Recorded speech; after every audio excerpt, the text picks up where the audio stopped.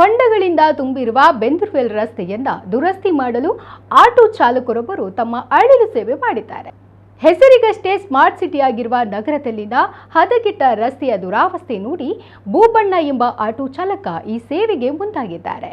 ವಾಹನ ಸವಾರರು ನಿತ್ಯ ಅನುಭವಿಸುತ್ತಿರುವ ನರಕ ಯಾತನೆಗೆ ಮುಕ್ತಿ ಕೊಡಲು ಗುಂಡಿ ಮುಚ್ಚಲು ಮುಂದಾಗಿದ್ದಾರೆ. ದಿನವಿಡೀ ಆಟೋದಲ್ಲಿ ಬಾಡಿಗೆ ಮಾಡಿ ಜೀವನ ಸಾಗಿಸುವ ಭೂಬಣ್ಣ ಇಂದು ತನ್ನ ಆಟೋದಲ್ಲಿ ಕಲ್ಲು ಮಣ್ಣುಗಳನ್ನು ತಂದು ಇಲ್ಲಿನ ಗುಂಡಿಗಳನ್ನು ಮುಚ್ಚಿದ್ದಾರೆ. ಇಲ್ಲಿ ಗುಂಡಿಗೆ ಬಿದ್ದು ಪ್ರತಿನಿತ್ಯ ಹಲವು ವಾಹನಗಳು ಜಖಮಾಗುತ್ತಿದೆ.